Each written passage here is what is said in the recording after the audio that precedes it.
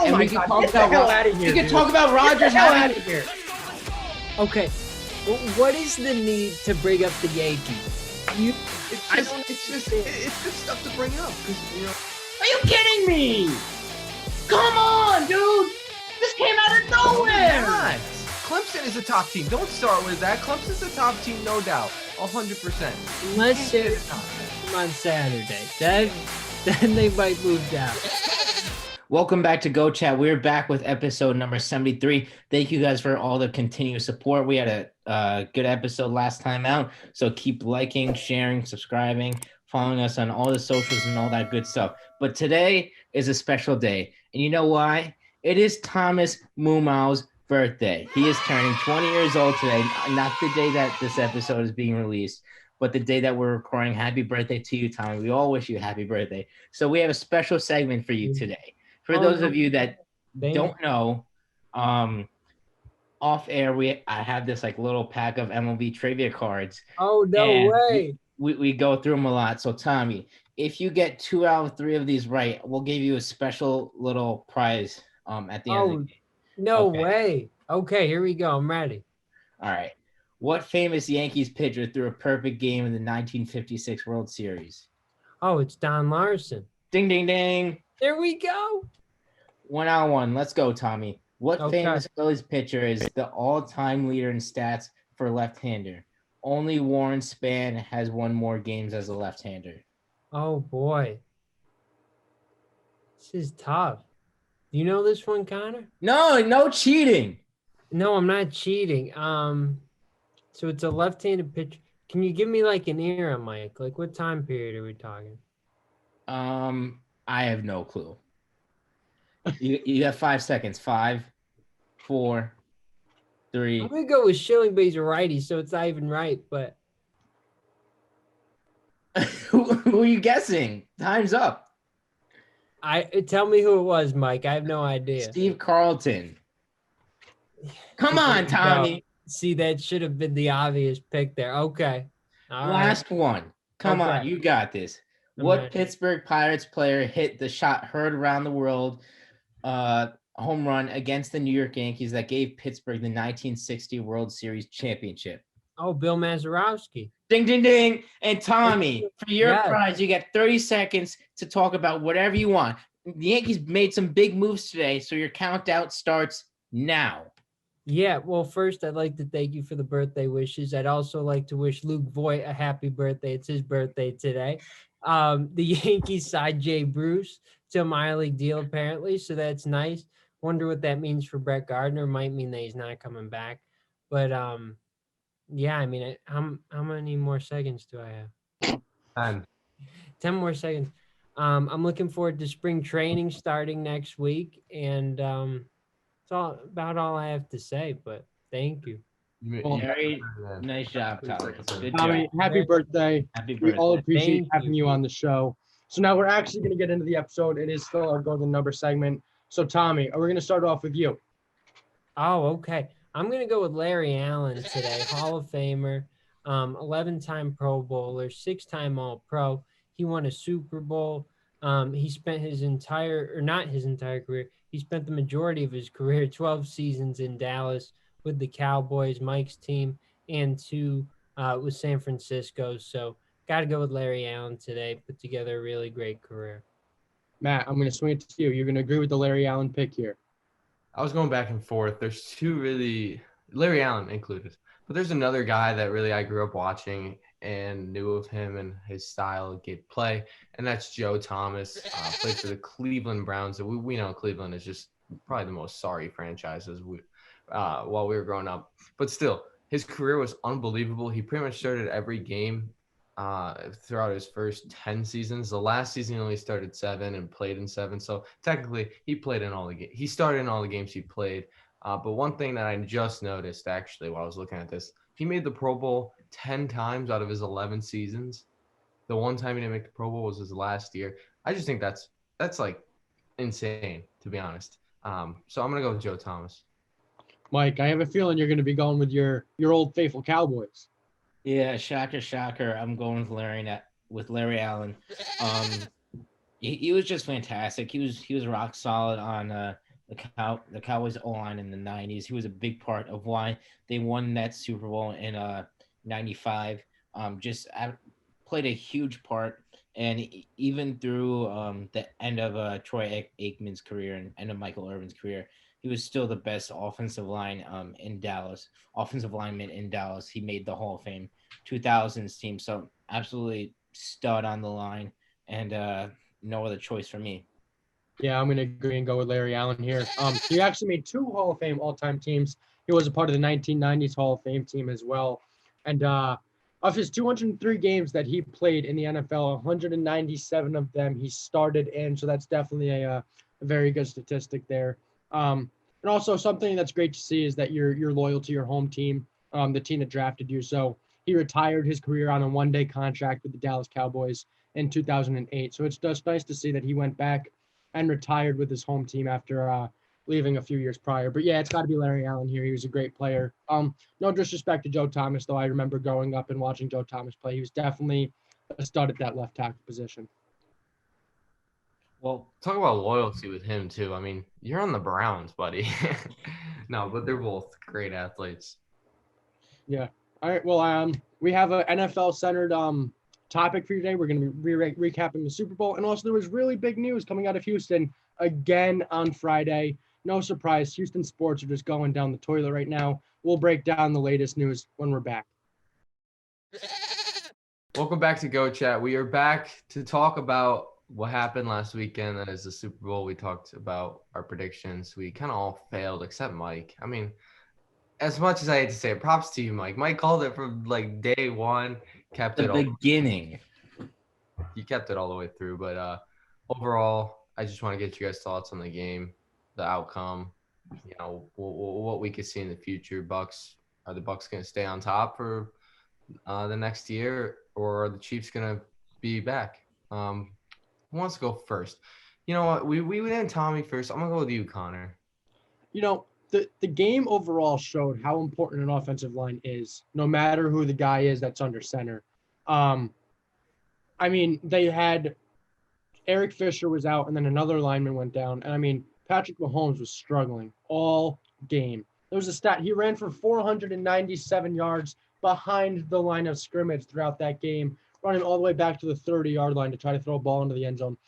It just shows how important an offensive line is. And we highlighted 2 great offensive linemen in our go to the number segment. And it shows how valuable that position can be. Overall, Tom Brady played a great Super Bowl. Rob Gronkowski was able to find the end zone. Antonio Brown, Leonard Fournette, all Buccaneers players who weren't on the team last year. So, it just comes to show how quickly a team can be turned around if Tom Brady is under center. And I hate to say it because I am not a huge fan of Tom Brady, but at the end of the day, you have to gain so much respect for him for the fact that he was able to pick himself up, go from the dynasty Patriots and go down to the Bucs and bring a Super Bowl championship there. It's just impressive. I think it clearly makes him the GOAT of right now. I'm sorry to Aaron Rodgers and to Matt. I don't think Aaron Rodgers will ever reach Tom Brady now because of that 7th ring. Patrick Mahomes is still young. I still think he can do it. But for now, Tom Brady is the clear-cut GOAT. Mike, what are your thoughts? Well, I'm going to take my little parade now. Yes, after the Chicago Bears lost, week 4, everyone was calling me, crazy. And throughout the season, but they really turned it up. I'm not going to take, too long patting myself in the back. But I think what Tom Brady did was I was getting a little nervous, in the middle of the regular season when they were 7-5 going to the bye week. I was like, this team looks a little shaky. But they really tightened up on the defensive end. And I think the more Bruce Arians let Tom Brady take control of the team, I think the more they came together, the more glue formed in between all the different players, and just the system starting to work much, much better. And Peyton Manning was on the Pat McAfee show the other day, and he was saying what Tom Brady did. He doesn't think any other quarterback in history could do it because of the shortened offseason, going from New England 20 years down to Tampa Bay, completely new receivers. He was saying his first year in Denver, he had a full off season and he was having trouble, getting his timing down with his receivers. And what Tom Brady has done in a shortened season, in a COVID season, is absolutely nothing short of fantastic. He's 100% the GOAT. Mahomes, once again, I think Mahomes has a chance to catch him, but it really shouldn't be debatable as of right now. But yeah, going to the actual game, Mahomes was, even if they did have Eric Fisher and the other starting lineman there, he still would have been pressured a lot. It's not like those guys are like all pro worthy, right? You know what I mean? They're pretty good, but I still think that the Bucks pass rush would have got there. It would have been a much closer game. But once again, it shows the importance of how healthy your offensive line is. And I really think, we talked about how much Mahomes was getting rushed, but we also, for the future, I think we need to take a step back and really look at when other quarterbacks are getting pressured that much. We got to take a step back because Josh Allen got, pressured that much. Lamar got pressured that much against the Bills.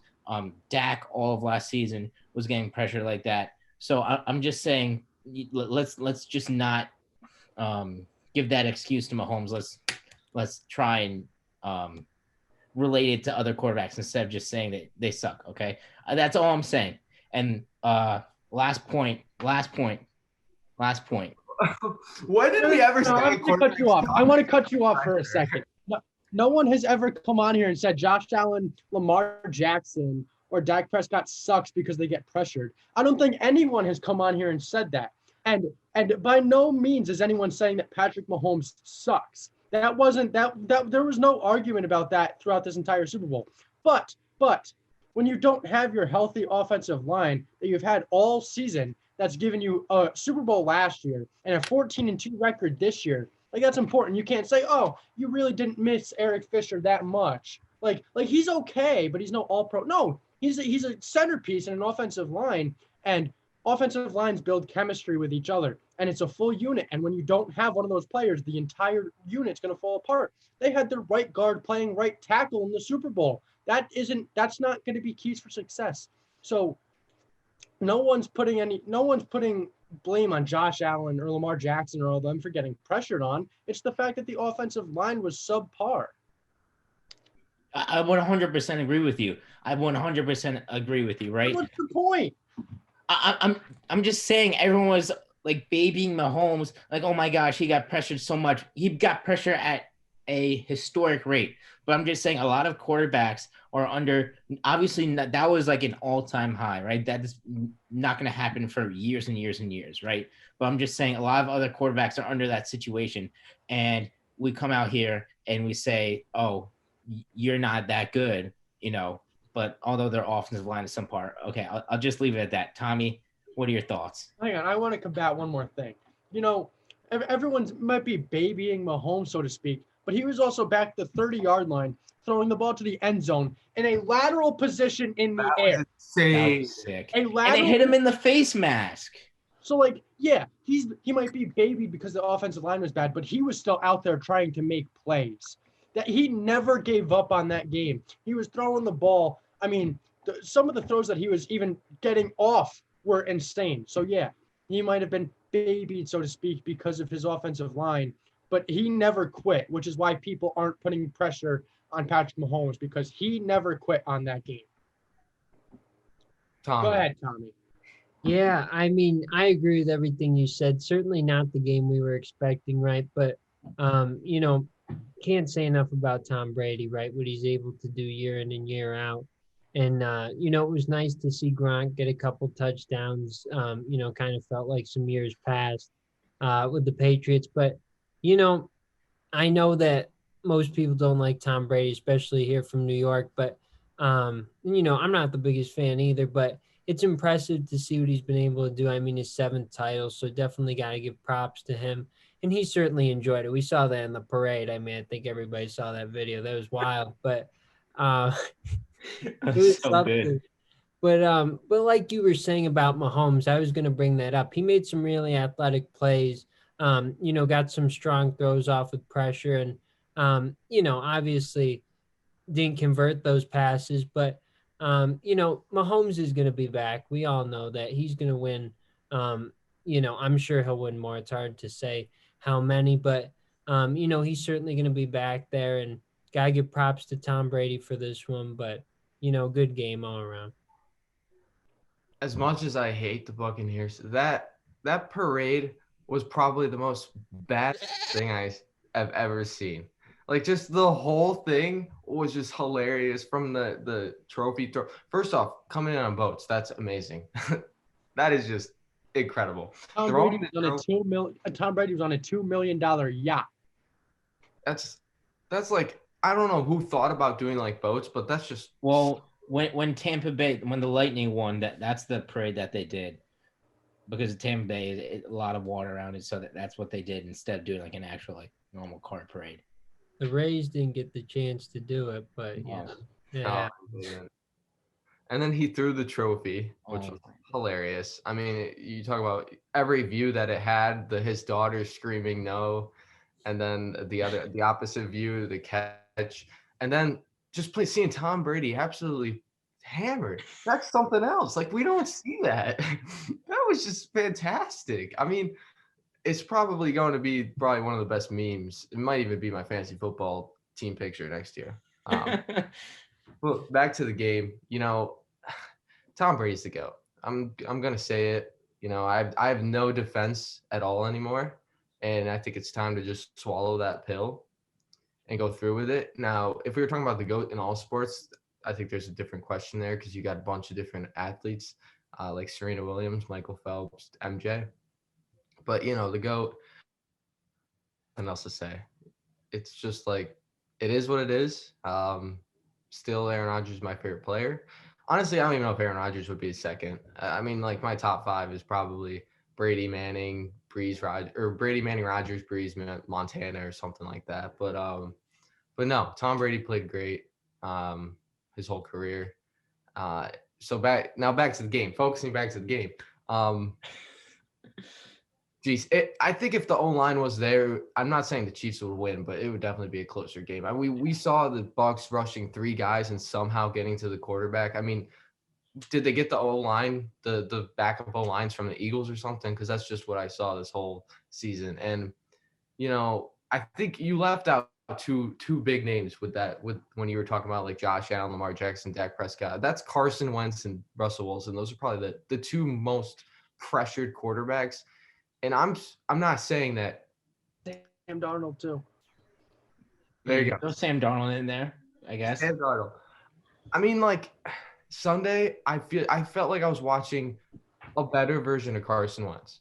Like, Mahomes was trying to play hero ball, and obviously he's a better player than Carson Wentz. But we saw this whole season, I feel like Carson Wentz was just trying to play hero ball and just get out of the pocket and try to do something with it. And that's what happened, why he was throwing so many interceptions. So the O-line is just, it's everything. It's everything to an offense. And that was just really that's what showed so many people that watched the Super Bowl. We know that the Super Bowl is watched by a ton of people. And I think that is something that we can learn, is that, you need a healthy O-line to have an offense go. But Tampa Bay side, they played great. The offense needed to do what they needed to do, and the defense just played outstanding. I mean, they, like I said, rushed 3 guys, probably the best front 7 that they have on that defense. They rushed 3 guys and got to the quarterback. It's unbelievable how underrated I feel like that defense was, because nobody gave them credit throughout the whole year. I mean, yes, they got credit at like a primetime game, like a prime spot game against the Packers in week 5 or week 6, and they got some credit somewhere else, some other games too, but the defense just never got credit throughout the whole year. I feel like nobody talked about them being a top defense with the Steelers and the, whatever's you want to put in, but they just played great. Really, to see Mahomes struggle, it shows us that he's human. I mean, I feel like people actually think he's not human. And what you said about, being baby, I agree. Like, the media, that's just how the media is. Like, it babies Patrick Mahomes. Honestly, kind of talks about Tom Brady a lot too, but that's somewhat warranted after that 7th Super Bowl. But yeah, that's what the media is like, and that's one reason why I don't like the media and those mainstream ESPN shows, is because they just don't have their own opinion, and they just go off what they hear. But still, Super Bowl was great. Well, no, it wasn't great. Sorry. Super Bowl's not great to watch. It was good for the Buccaneers. And just moving forward, I'm not putting out of the realm. I'm not putting out of the realm that the Bucs won't win next year. It's Tom Brady. I mean, like, I've seen him won 5 times. It's just like I can't push that out of the realm anymore.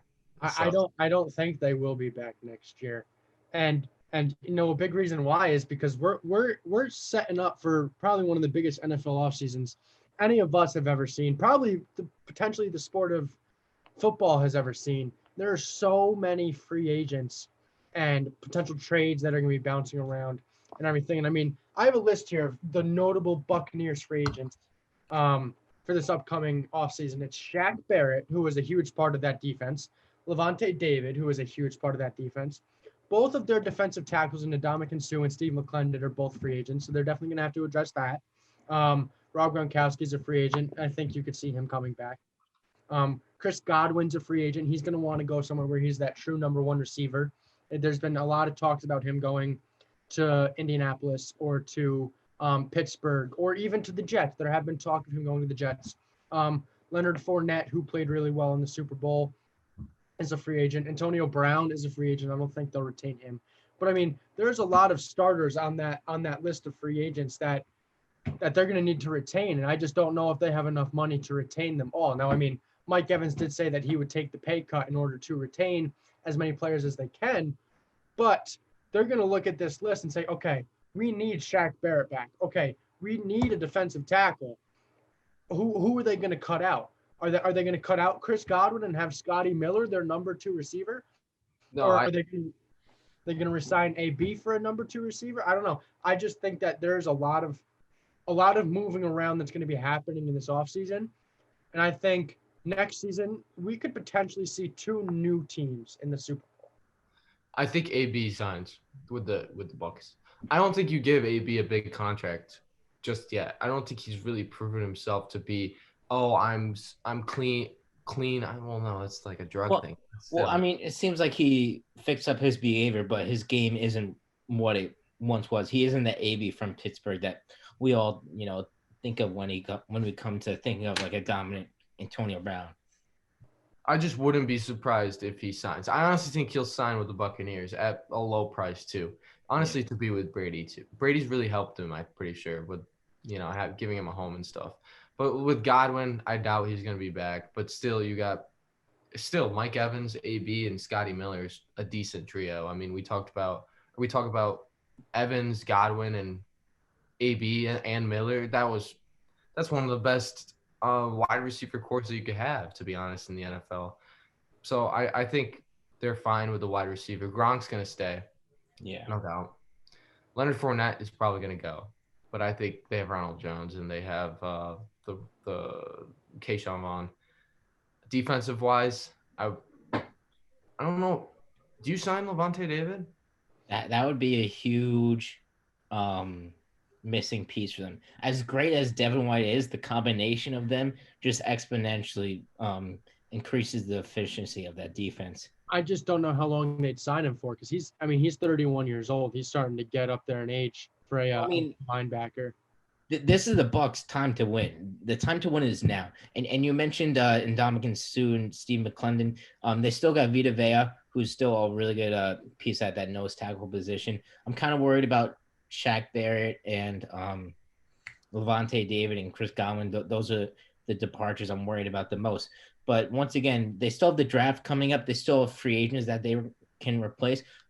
Like Matt said, I'm never going to put Tom Brady winning another Super Bowl out of the realm of possibilities. He just has done it too many times that depending on what they do this offseason, there's really no doubt in my mind that they could be back in the Super Bowl unless Father Time catches up to Tom Brady, which he obviously has not been able to do. He's freaking 43 right now, and he's just absolutely killing it with the avocado tequila. So the Bucs could 100% be back, and there's really no doubt in my mind about that. As long as they fill up the holes that need to be filled. Tommy, do you have a comment? I agree with everything you said. I mean, I don't know. Personally, right now, I feel like the Bucs aren't going to be back, but like you said, you can never count Tom Brady out of it. I certainly think, as long as he's in the league, he's going to have a chance to win a title. And, I certainly think they could, but, I think that Kansas City could be back. But I agree with you, Connor. I wouldn't be surprised if we had two new teams in the Super Bowl next year. So, it's really tough to say what's going to happen because, as you said, there's going to be so many big moves this offseason that are going to take place. Where's Deshaun going to end up? And, if he goes to the Jets, that's probably not going to make a big difference in terms of who's in the Super Bowl. No offense there, Connor. But there's a lot of big pieces moving. J.J. Watt, I know we're going to talk about him depending on where he goes. He still has gas left in the tank, so he can certainly play a factor. So we'll have to see. But right now I don't feel like the Bucs will be back, but I wouldn't be surprised. I mean, No. not to take up too much time because I know we got go to the week. We finally got go to the week coming up, but the NFC South. I mean, given Breeze is gone, that's just a whole different division. I mean, the Bucs are going to be standing there on top alone. I mean, I honestly thought the NFC South was one of the best divisions coming in last year, and it's probably going to be one of the worst divisions coming in next year. I feel like if Carolina gets Deshaun, I think they could give him a run for their money. Well, and I also think that if the Falcons can grab a quarterback at 4, I think that could turn the Falcons around too because they have a good offense. They really do. Well, I mean, Matt Ryan's still pretty good. The offense isn't the problem. It's like their 29th ranked defense. I just don't think it's going to turn around substantially enough for the Bucs to lose that first spot. I think the Bucs, honestly, given right now that the rosters stay, and Breeze retires, they have an easy 6-game win. Okay. Well, I think we have to move on to our next NFL segment because we have taken up quite a bit of time. So very quickly on Friday, J.J. Watt posted a video saying that he had requested to be released from the Texans and they allowed for him to be released. It's sad. He's given his entire career to Houston. So much of his life has been in Houston throughout his NFL career, giving back to Hurricane Harvey and all the devastation of that. And he is just a Walter Payton Man of the Year because of the city, because of what he did for the city of Houston. So, I mean, the situation's bad in Houston if you know J.J. Watt doesn't want to go. We talked about loyalty during our Go the Number segment. I mean, J.J. Watt is the epitome of loyalty in the NFL, and for him to want to go to a different place truly speaks volumes. I think that this is all because of Jack Easterby, who's really working his way up in that Houston Texans front office. And if they want anything to be better there in Houston, I think they have to fire him. They have to let him go. And hopefully for the best, they can retain Deshaun Watson. I don't know if that's going to be possible, but they said they're still not taking any trade offers for him. But yeah, having J.J. Watt leave Houston's definitely another big loss for the city of Houston and Houston sports in general. I mean, it's not sad. Come home, JJ. Come home. I don't think it's sad. I think he wants to come home. He was wearing that. I think he wants to go to Pittsburgh to play with his brother. I think he's not going to take the biggest deal. He might take a discount for like Pittsburgh, Green Bay, Dallas. But Dallas, he said he wants to go to a top contender, Mike. Exactly. He'll shore up that D line. He could play anywhere. He could play D tackle, DN. Throw him in that Dallas D line and him and DeMarcus Lawrence. My pick is Green Bay, obviously. I mean, J.J. Watt has so many options. We saw Stephon Diggs tweet something out. Obviously, T.J. Watt, his brother. We saw DeMarcus Lawrence from the Cowboys tweet something out. I mean, just everyone, he's definitely not what he once was, the 3-time Defensive Player of the Year, but he's still pretty darn good pass rusher. So I think there's a lot of suitors for him, and he'll help any team out win a Super Bowl. Fun fact before we wrap up this segment, I was within probably 15 feet of J.J. Watt when I went to a Jets-Texans game, and he threw a football right over my head. So that was no, he threw it over me. He was throwing to the guy behind me, and then his guy pulled him away, so he couldn't throw me the football. But he was going to throw to me next. I knew he was. There was eye contact involved there with J.J. Watt. You felt that connection? Oh, yeah, there was definite connection there between me and J.J. Watt. No, J.J. Watt's a great guy, and I'd really hope him the best for wherever he lands, and hopefully he can finish off his career strong. Do we have any last comments before we move into our GO picks? Guys, let's go. Welcome back to Go Chat. We got the Go picks right now. Leaderboard is up. Connor has switched spots with me and Tommy. He's in second. Tommy and I are just in third.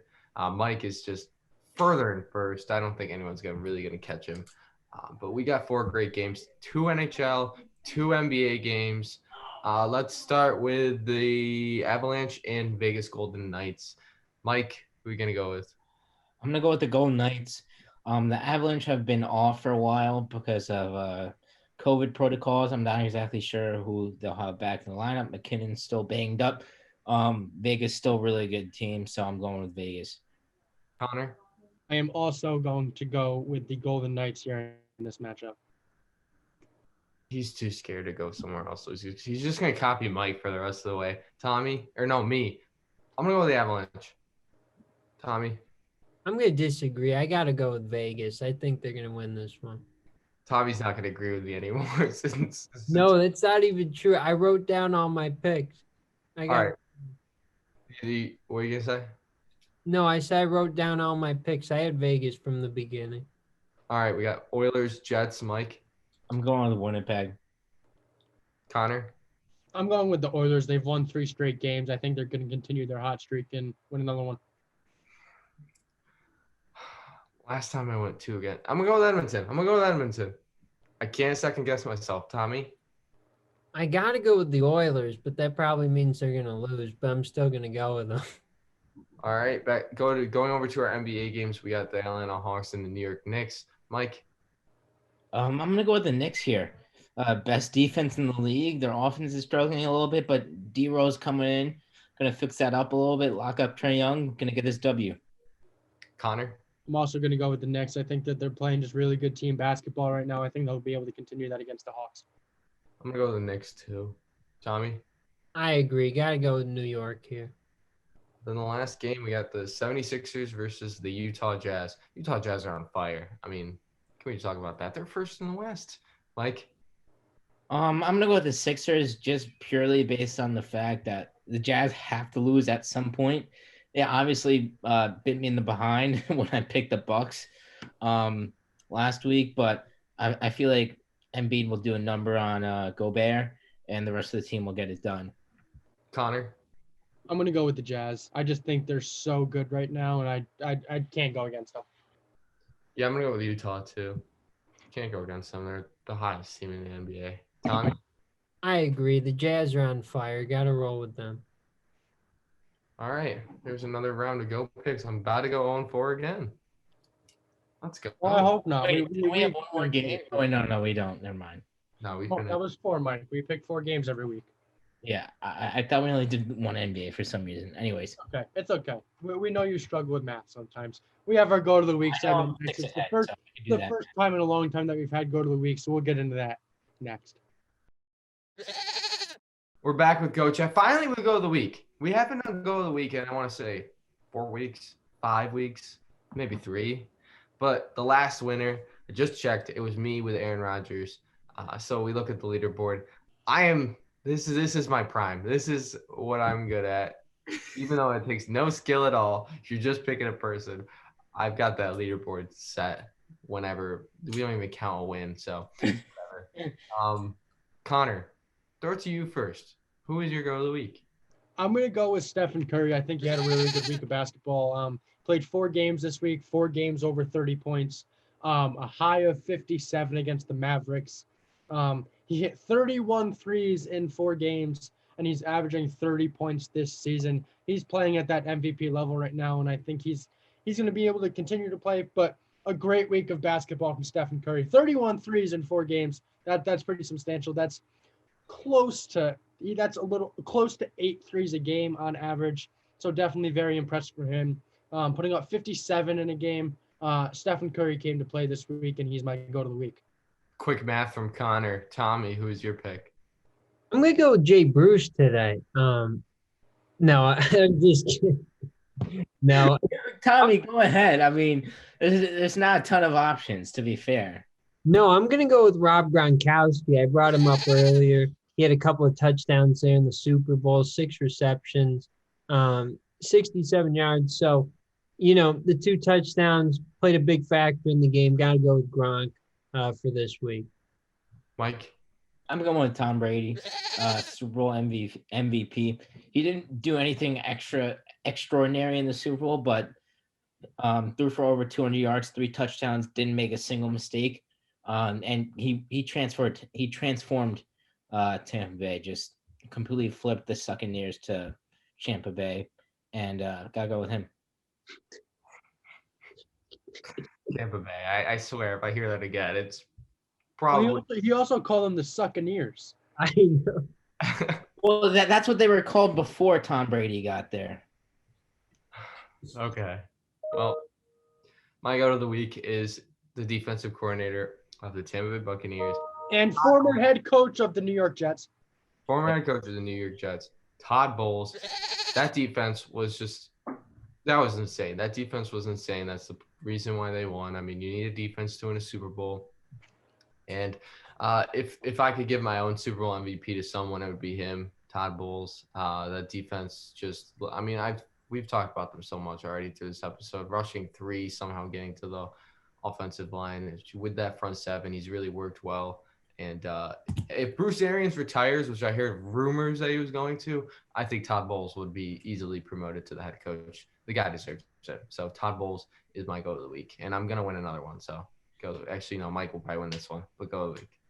Guys, it's great to have another go of the week segment. Mike, I cut you off. Let's hear. I was just going to say, you brought up how Todd Bowles is a head coach. He might get another chance at a head coaching job after that performance in the Super Bowl. And I think the same could go with the offensive coordinator, Byron Leftwich. Bruce Arians said that the whole offensive scheme is all Byron Leftwich. And I really think him and Tom Brady work well together. I think he's picked Tom Brady's brain a lot. So I think both of them could possibly be head coaches in the future. That's all. I think Tom Brady could be head coach in the future. Oh. You know what? I think he could. Shocking, but go ahead. All right, guys. Well, it's been a longer episode. We appreciate you guys sticking with us throughout all this thing. As always, hit that subscribe button, follow all of us on Instagram. The Goat Chat Instagram, we are over 500 followers. Just keep hitting that follow button. And we'll be back next week with episode 74. But today is a special day. And you know why? It is Thomas Mumau's birthday. Welcome back, baby. Let's go. Brian Cashman, GM of the New York Yankees. Of course, I got to go with him because he had done nothing all offseason, which, it's a little disappointing. But then Friday, 2 big moves. Re-signs DJ LeMahieu and then signs Corey Kluber to a big deal, putting the Yankees in a much better position for the next season. And, I know I'm a little biased on that pick, but got to go with Brian Cashman this week. He had a big day on Friday helping the team, so I got to go with him. Look, that's Alejandro Diaz. I start all my segments like that. I get fired up because it comes back from the back and if they be yelling at him like, what's up? They're not going to like it. You're freaking muted, Nigel. Connor, every game you play, you have the potential to win. We're not arguing with that. Could the Giants do it? Of course they could. But Washington, more things are in their favor. And personally, I think the Giants might be the better team, but the Giants are going up against much tougher teams than Washington is. So that's how we think it's going to come out. We're not saying you're wrong. The Giants could certainly do it. It's just that, if you look at everything, I don't usually drink water, but when I do, I prefer Poland Spring natural water. No. I told you. Wait, did you start? Yeah, I've been recording. What's up, Tommy? What's up? How we doing? No, I want to see him go. Doo. Happy birthday, Tommy. Happy birthday, Tommy. Thank you very much.